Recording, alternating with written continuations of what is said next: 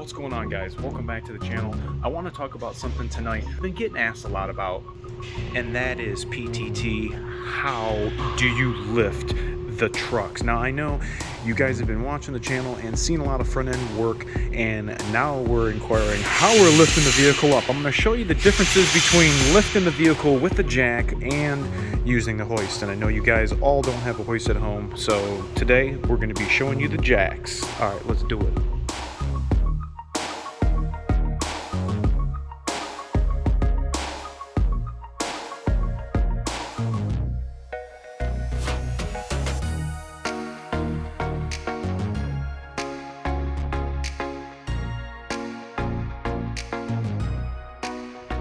Guys, welcome back to the channel. I wanted to show you guys this because I've been getting asked a lot ever since we've been showing you guys the front end repairs on the channel, and now you guys want to know, what are we using? I've gotten two jacks here. One's mine and one is my co-worker's. The Daytona, the orange one, that's mine. I picked up at Harbor Freight. I really like this one.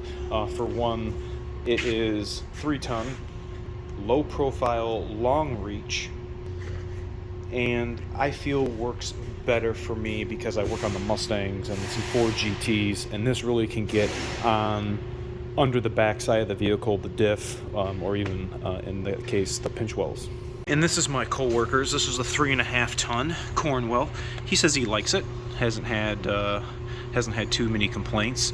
But if you guys notice, a lot of these newer jacks, especially the 3-tonners, well, maybe some of the smaller ones, they all have Zerk fittings, different points of lubrication, and we want to make sure we continue to do this because we're lifting a lot of weight up, lifting just the back, the rear axle, or lifting the front part of the vehicle up. Sometimes if you're just doing rear brakes, you just need to do the rear of the vehicle. So I'm going to show you that today. Obviously, I'm not going to show you on the hoist on my truck because I want to illustrate on the floor how you use the 4 jacks. I have another vehicle already set up on the hoist, so I recommend getting one of these. This is what I don't want you guys to get. Now, this is a Christmas present a long time ago, and this is more for the cars. Here's the Craftsman 2.25-ton floor jack. Not very big at all compared to what you guys saw over there. If you want to go and put this in your toolbox in the back of your truck or keep it in your RV trailer or something, I mean, I don't know if this is going to be Super Duty worthy. Now, one of the other things that I have sitting over here is a 12-ton bottle jack. I use this a lot when I can't lift the F550s or 650, 750s. If I need to take a wheel off, I even had to do rear brakes on an ambulance, and I could not use the columns, obviously. And what I did was I did one side at a time and used the bottle jack to basically do the brakes on my back, on the floor. And I mean, these bottle jacks work great because you can stick it under the vehicle, underneath the frame, underneath the axle, preferably the axle, and you can spin this all the way up so that you're not having, you know, a big gap between where you start jacking. Came with this, I think it was like 40-50 bucks. Definitely a must-have if you need to save space. Obviously, it's not taking up a lot of real estate.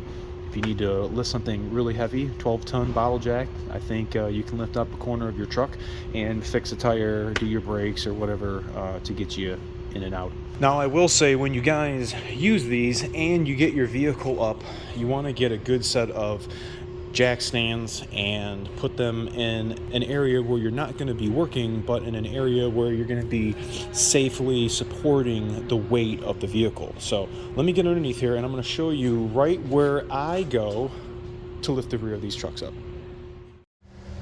Okay, before we start, I want to say one thing. Because we're jacking up the rear, that leaves the front to not be locked to the drivetrain. Our park and emergency brakes are only for the rear wheels if this is a rear wheel drive vehicle.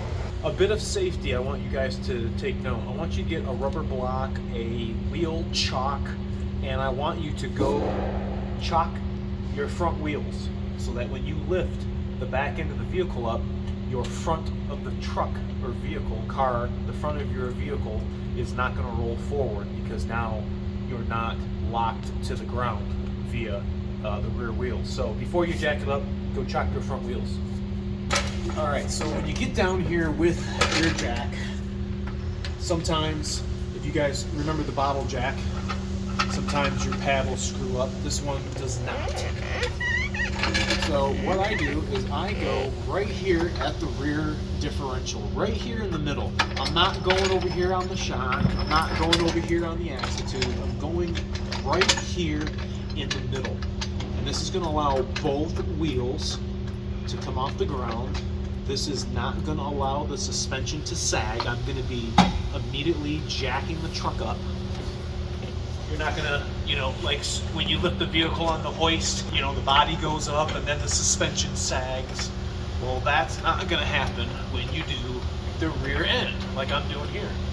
I barely pumped it about 4 or 5 times, and you guys can see I already have the rear tires off the ground. Only about a ½ inch, maybe an inch.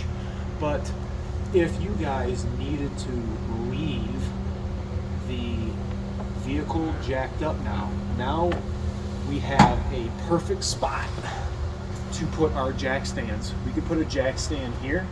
We can put a jack stand here. If we have the tires off already, you know, like jack it up right now, rip the tires off, you could put a jack stand right here. This would be the same for both sides.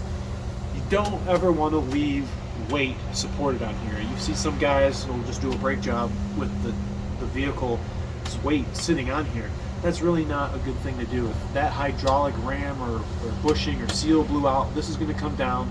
Guys are sitting crisscross applesauce underneath the axle ends and doing brakes, and if that thing came down, you're going to be losing both your legs, and that's not going to be good. So note, when anytime you're leaving weight suspended or you're lifting the vehicle for an extended period of time, make sure you go and get some jack stands and put it in an area where you're not working. You don't want to be putting a jack stand underneath here if you're doing a rear diff service or something, or whatever you're doing. I'm just trying to give you scenarios. Rear of the vehicle, lift it up from the pig, rear diff, and you lift both wheels, the whole axle, off the ground. And right now, this is pretty steady. It's not dangerous. We'll need to put jack stands. That will be the next step. All right, we're gonna go to the front of the truck, and I'm gonna show you the same thing where you're gonna jack it up so that you can get those front wheels off the ground.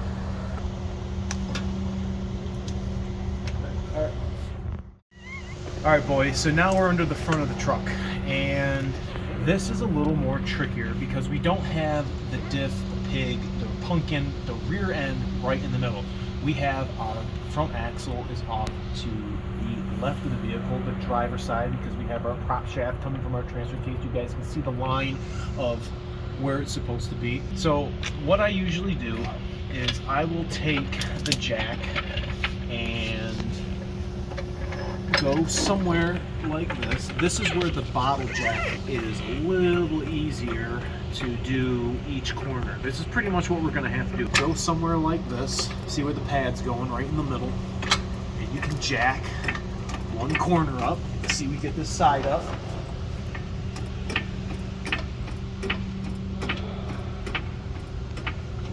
Okay, you guys saw how many times I just pumped it. Damn, the whole side of my leg is wet. All right, so what you guys can see right here is I can't really put a jack stand because I don't have any real estate right here. Like right here is kind of a pain. So, and something else you guys could do is actually jack it down. I've had to do that when I've rotated tires before. I'll go lift the rear pig and then I'll put my jack right where I just had it, and then swap my tires from front to back. So I know I said I didn't like to put it in the middle of the tube, but if you guys come to the end of the tube, you can get a nice contact patch right here. You can jack up that side of the axle, and then you can put your jack stand here. Don't think you're gonna be able to put one here because this is gonna be in the way. So probably something like that. To get to the other side, I'd be doing kind of the same thing. You're gonna be coming on this side of the diff,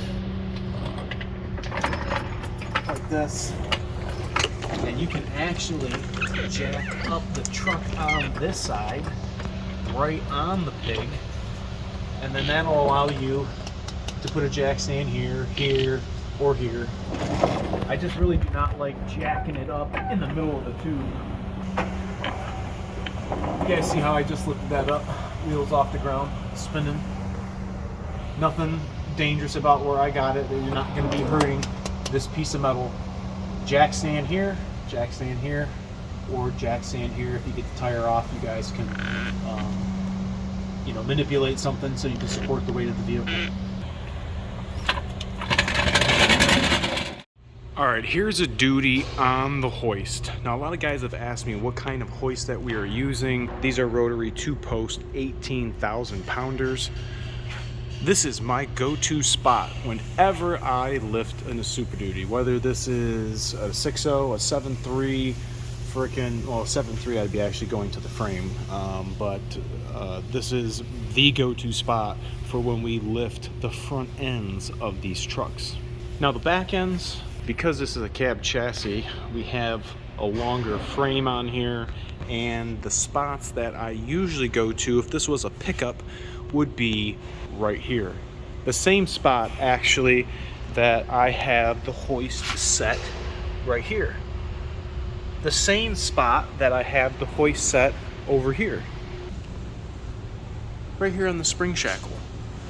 Right there.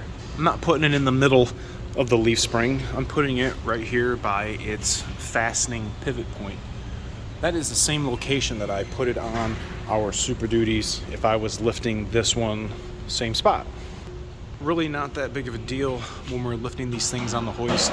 I would much rather use the hoist than use my jack, but we got to do what we got to do. And I wanted to show you guys what lift points to use, when you lift your Super Duty. Go-to spot, and the ones that I showed you over here on this F-150 and that Transit. Tell me what you think about that in the comment section below, where you guys are lifting your truck. Do you guys get them low, or do you leave them a little higher? Let me know. Remember to like, comment, sub, share, and I'll catch you guys all next time. See ya!